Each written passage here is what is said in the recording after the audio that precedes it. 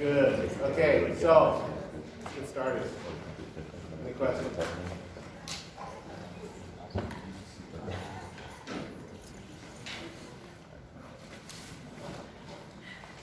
you ready? Any questions? Okay, so last time we were talking about the best practices for handling dynamic allocation, sort of in a simple case. Okay? Where you can allocate something and free it in the same module. If you can do that, that's good. And we also looked at best practices for handling cases where you're passing a dynamic array as a parameter to a procedure, where that procedure might copy into the array. And the problem that we were confronted with is that in C, you can't determine the size of an array after it's been allocated. And so it is therefore best practice that anytime you pass a parameter that's a dynamic array that you might copy into, you should also provide another parameter, which is its size. And so we saw this in copy like this.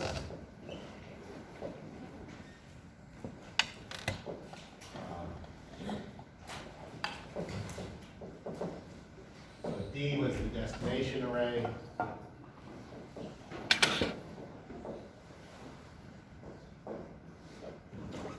And this is the parameter that you should add. And then there's the source array.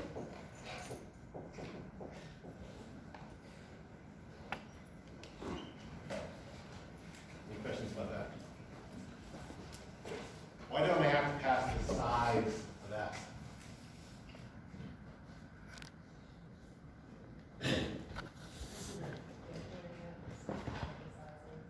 Right, so because it's the input, and we actually don't know the size, but we don't need to know the size. So what we can do is determine its length. So the difference between size and length is length of a string, so these are strings, can be determined dynamically by scanning the string, scanning the array until you get to the first null. And all I need to know for the source is what's its length. And presumably the size, which is the allocation of the array, is at least big than total length. But copy doesn't care about that. But in the case of D is going to point to some allocation of memory. And I can't determine the size of this. But I need to know the size because I want to stop the copying when I get it. So that's what I did. That was essentially the parameter power. Does that make sense? Okay, so today what we're going to do is look at a more complicated case. And unfortunately, this is sort of a common case of dynamic allocation. And this is where malloc and free can't be put just in one module. And so the general form of this is that you allocate something dynamically new or malloc in one module, and then multiple modules will share references to that object at different times during the program. And the problem is that each of them, they'll get the reference for a while, and then they'll be done with it. And each of them, when they're done with it, might need to call free. Because if they're the last module that has a reference to the pointer, if they don't call free, it creates a memory. But on the other hand, maybe at that point, some other module still has a reference to it.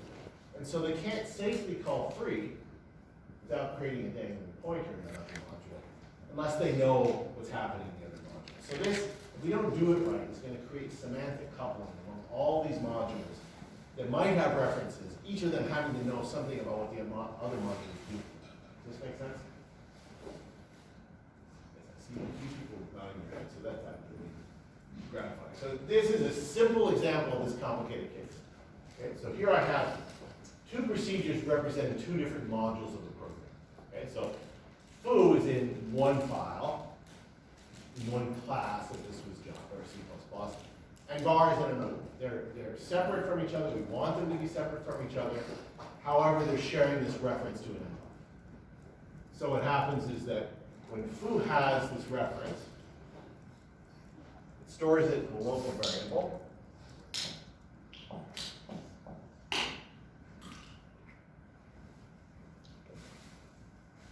and then it calls bar. And there's two possibilities at this point, so I'm going to draw both possibilities here.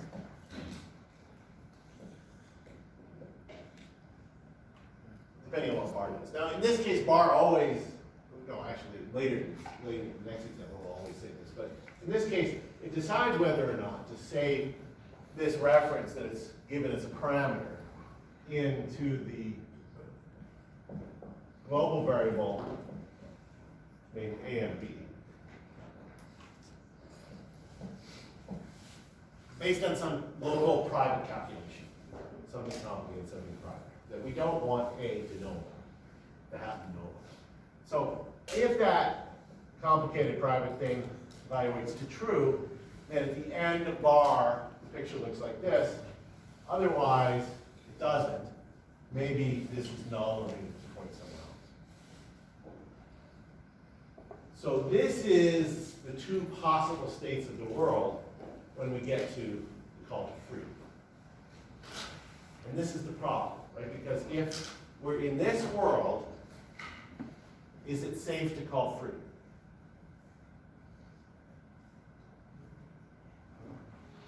No, why not? If I call free here, that will turn this into a dangling pointer. So I cannot call free. But in this world, is it safe to call free? Yes, because I'm not going to create a dangling pointer. Is it necessary to call free? Yes, it's necessary. Because if I don't call free, what's going to happen next is that this procedure foo is going to return. And when the procedure foo returns, this variable goes away. And so if I didn't free it at that point, now I have this object sitting out in the heap that hasn't been freed, and I have no pointers to it.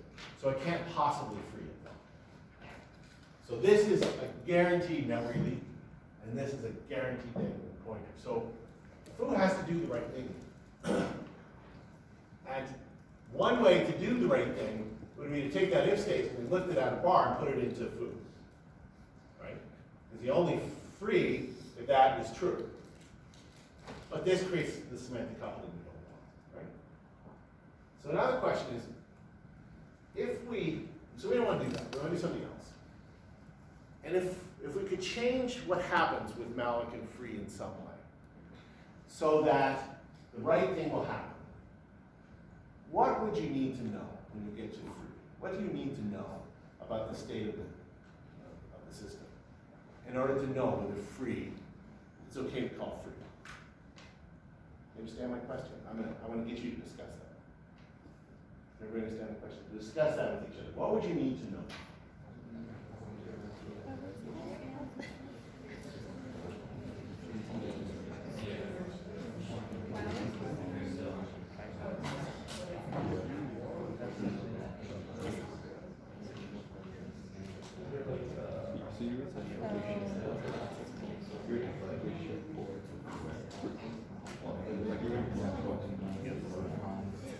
If something that's free and not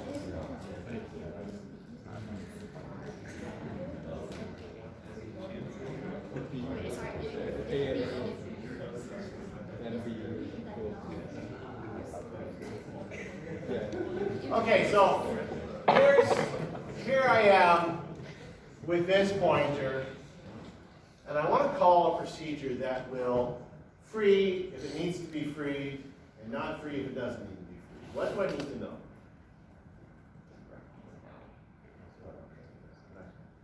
You spoil everything. Yes, that's correct. You need to know whether A and B points to the... Yeah, I need to know, like, if this points here, then I shouldn't do it. If it doesn't point there, I should. So just more generally with what I need to know. Yeah. Yeah, I need to know how many pointers are pointing to this thing. And if pointers were bidirectional, I could just go to this object and say, well, you know these pointers. But they're not. So the object has no idea. All the pointers just point in. It's just sitting there innocently. It has no idea who's referencing. And that's what we want to change. So what we could do is we could keep track of the total number of pointers that are pointing to an object at any given time. And then use that number to decide whether to free or not free. So in this case, at this point, how many pointers are there pointing to this? 2. And how many here? How many pointers are pointing to this up? 1. And so what's the rule that says you can free if and only if what? The reference count is equal to 1. If the reference count is any bigger than 1, and somebody else knows a pointer, you shouldn't do it. And if the reference count is 1, you must do it because you're the only one with the reference. It's always going to be you, right? Because you have that reference, and what you're saying is the reference now is about to go away. So we're going to, if we switch from managing the object, deciding in the code, should I free the object, switch from that to just say, manage my references. I'll just tell the object when I have a reference, I'll tell it when I don't have a reference. And every module does this separately. There's no communication between them or among them. Every module just says to the object, I have a reference, or I don't have a reference. And at the point where somebody says, I don't have a reference, and the reference is 1, that's the last one, then we want the object to automatically be free, but the rest of the time not free. Question? Let's say you were using pointing to something that was in an array, just saying this is a pointer to a node, whatever, in an array of nodes, or not array. Anyway, since the pointer would be pointing to usually just the head, how would you go about doing both of those things? So we're going to reference count each object individually. So if you had a linked list, you would have a reference count on every element of the link. I have an example of that. So I think that is mainly the answer to your question. There is a complexity around this topic related to reference count. That's what we're talking about, reference counting. That's an advanced thing that I'm not really going to talk about, but you might be touching on that as well. But the general thing here is that we're going to reference count every object. Okay? Where that might be shared. It wouldn't be shared, we don't have to do this. We're not going to do it for everything. It's only where that other technique doesn't work. It's only where we're going to have an object dynamically allocated, shared by multiple modules. What we'll do is, in that case, we will not call malloc or free. We're going to move out of managing the object to managing references. So instead of calling malloc, I'm going to say RC reference count malloc. Save that bytes. So this will create now an X that points to an object, some size, with a reference count. So what should the reference count be for a newly created object? 1, right? You always are going to have 1 reference. Okay? And this should never be, an object will never have a reference count of 0, because if it goes to 0, it's going to be free. So this will have a reference count of 1.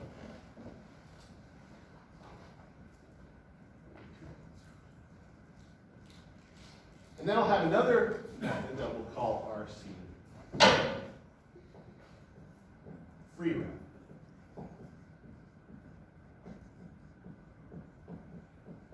That I'll call instead of free. So I don't know if I can free the object, so I won't call free, but I know about my reference.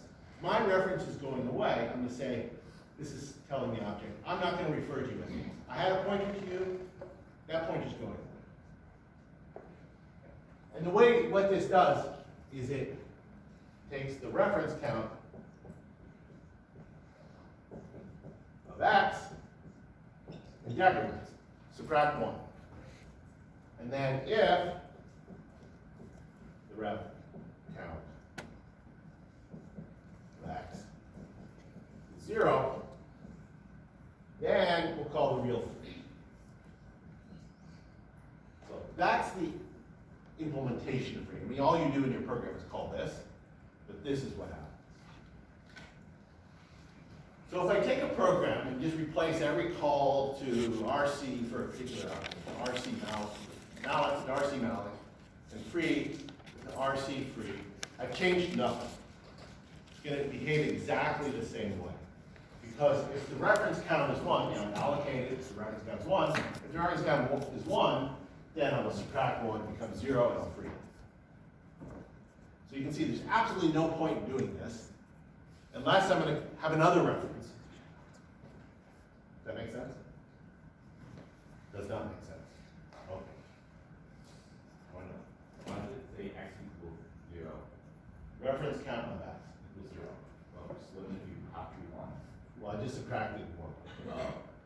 Okay, The reference count of x, I mean, you could say if it's 1, then free it, otherwise subtract. They're equivalent. So freeing the ref decrements the reference count, and if it was 1, it goes to 0, and then it calls free.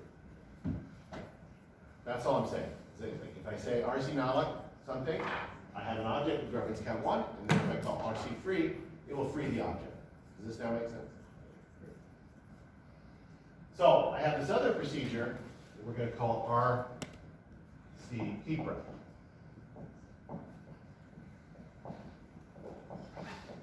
That you will call every time you create a new reference.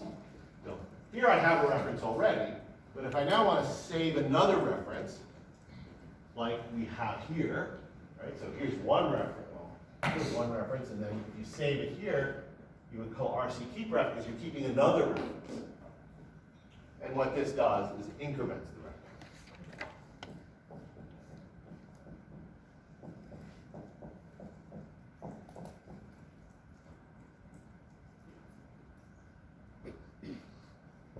That make sense? So now we can use that to solve this problem. So this just summarizes what I just said. So when we allocate the MBUF, because we know that the MBUF is going to be shared by multiple modules, we'll use RC malloc instead of malloc, which means that when receive returns, it's returning this thing with malloc.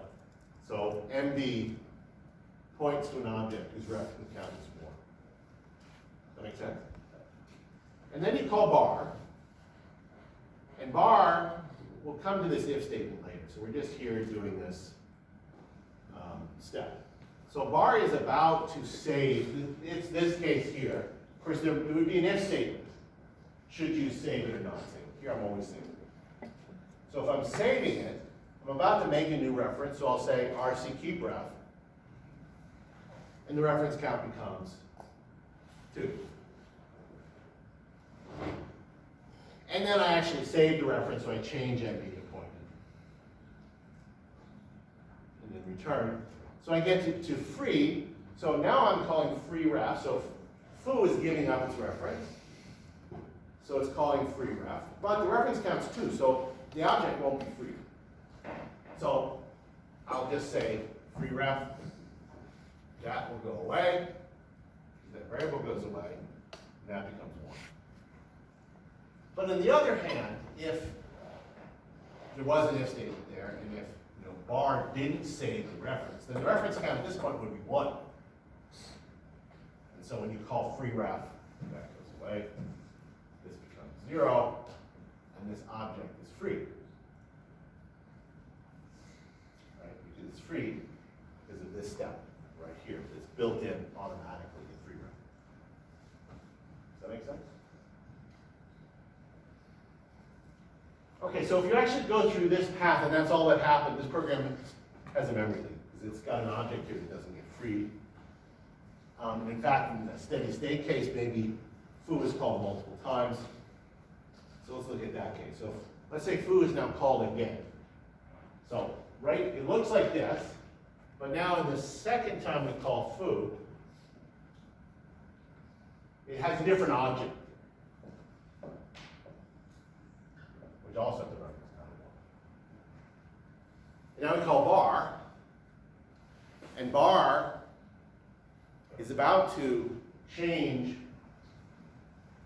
this to store point to that. And when it does that, it's destroying this reference. So that line, which in bar is A, M, B equals M, B, actually does 2 things. It's equivalent to this.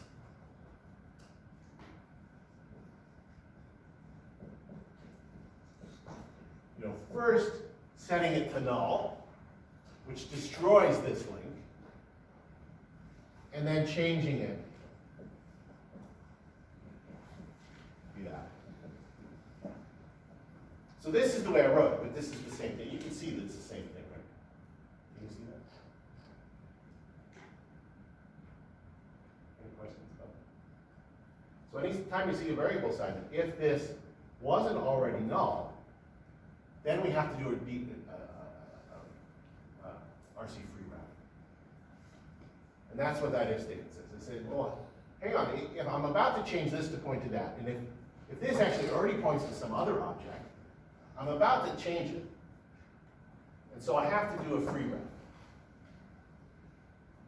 Right? So I have to here say RC free wrap.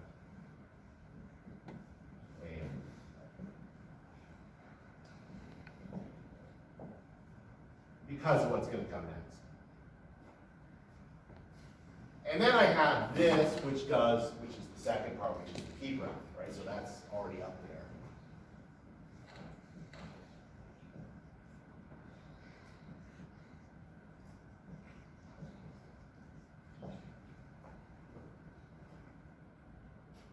Does that make sense?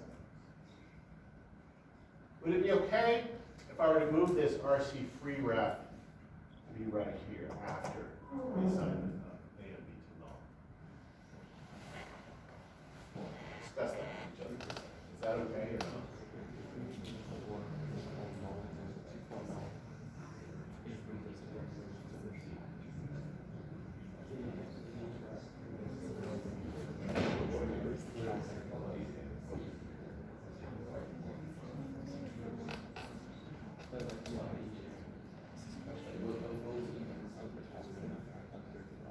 Okay, so the question is, can I move this line to be right there? Who says yes?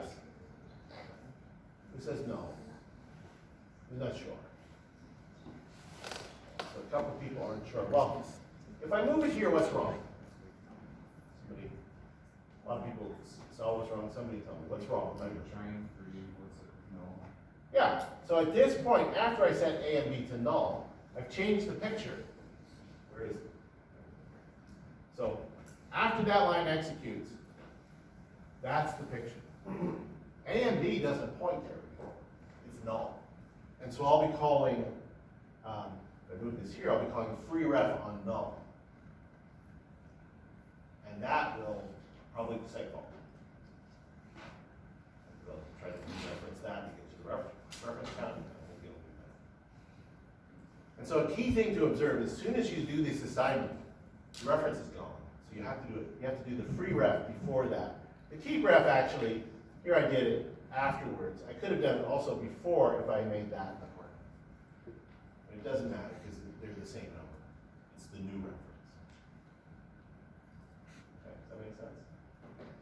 Maybe, I don't know. You're not enthusiastic. So here's the red case. This is the other object.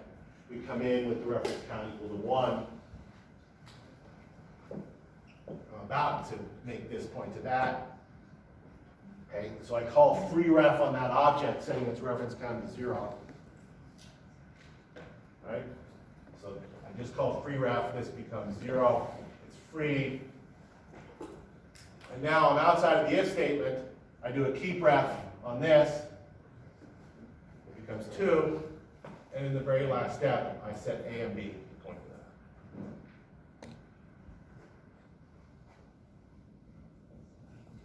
that.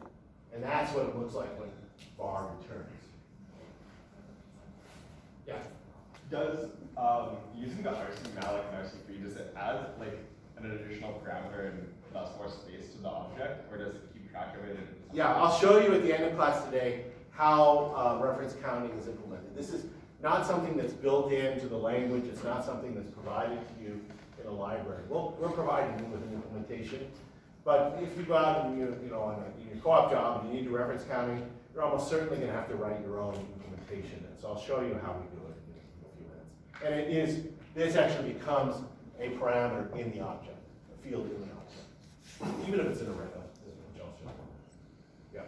So I was just wondering, why didn't we make like RC key graph one without returning the pointer itself, so that way you can just A and B equals RC key graph? Oh, well, you could.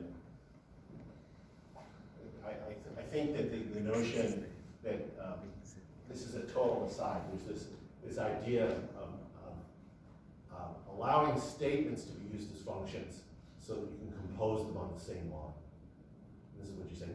This is not a function. This is a statement that's doing something. It doesn't really have a natural return value. You can say, well, if it happened to return that, then I can combine them on the same line. And there is a kind of elegance to that. So fine, we might do it, but that's completely orthogonal to what we're talking about. Right? Does that make sense?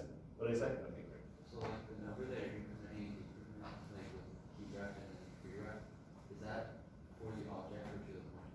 It's for the object. So in the object, every object has a reference count inside of it. That's a count of how many pointers are pointing to it. And each module has got pointers. And so each module has to call keep ref and free ref at the right times so that the object's number is accurate. But they never have to know what the other module is doing. Right? That's the key idea. So there's no semantic conflict. There is a kind of connection, but the connection is through the reference count itself. How come when you're calling keep ref and free ref, you're passing in the pointer if it applies to the other? Well, this is great. We'll actually come, what we're about to do next, you're going to see, this might come up, and I'm going to emphasize it so we can talk about it again. But what's the difference? It's such a great question, and it goes to sort of fundamentally understanding what a pointer is. So what is the difference between passing a variable as a parameter, where the variable is a pointer, and passing the object? What's the difference? Because C pass by value, so if we pass the object, it will create a copy. Yeah, let's just yes, that was a more complicated answer than what I wanted. What I wanted was, you're absolutely right, is there isn't any difference.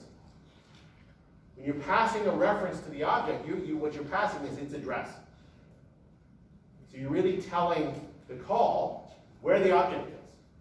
That's how you name the object. It's like, if I want to tell somebody about you, I'll use your name. I'm not going to make a copy of you. Just sort of be put in here.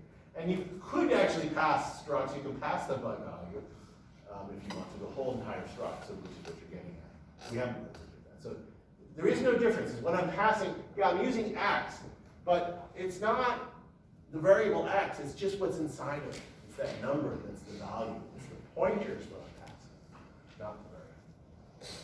And I'll come back to this again in a few minutes. It's quite deep and can be tricky to see. So, and it's really important learning multiple codes. All right, so here's an example. This is code that I posted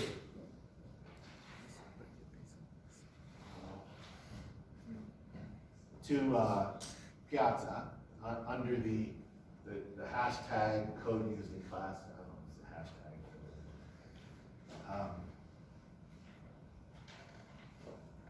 And there's two examples here. One we'll do today, and one we'll do on Monday. And also included there is the implementation of RefCount, which we'll look at in a few minutes. So you can download this if you want, or you can just get the slide. Either way, it's fine. So this file contains two modules. Okay? So the first module is an implementation of a stack, the stack data structure implemented by a singly linked list. Does anybody not know what a stack is? So everybody knows. Okay, so this is the implementation. Oh, you don't know. Sorry. So a stack is a data structure that you add things to and take things off, and the order that you take them off is the reverse of the order you put them in. So the last thing you put on is the first thing you get out. Yeah, and there's another one which works the opposite way. What's that called? A queue. And a queue is first in, first out. And a stack is last in, first out.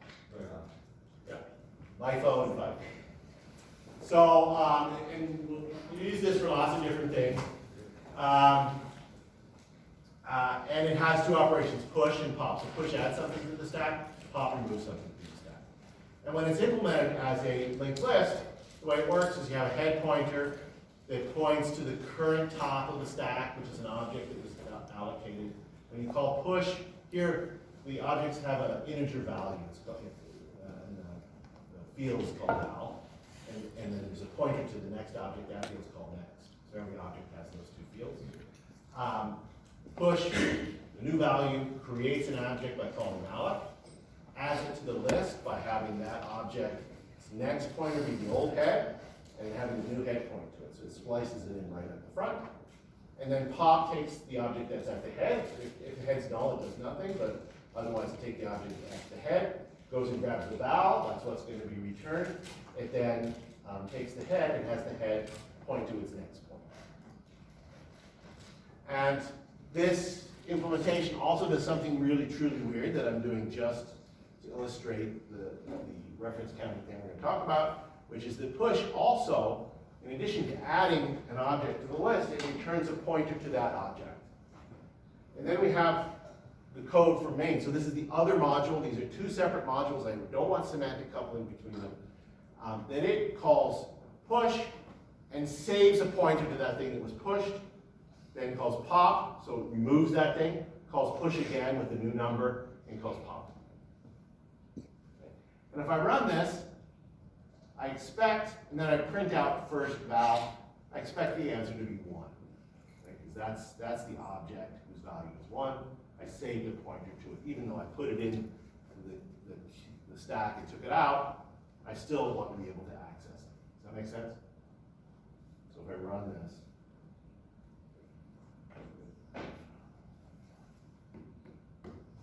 sorry. Let's do something else.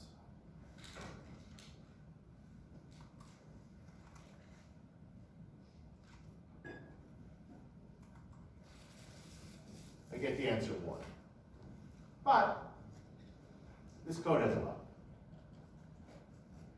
So what I want you to do now is discuss, look at this code, and just focus on what's here, just remembering that push returns this pointer. Let me actually find the bug.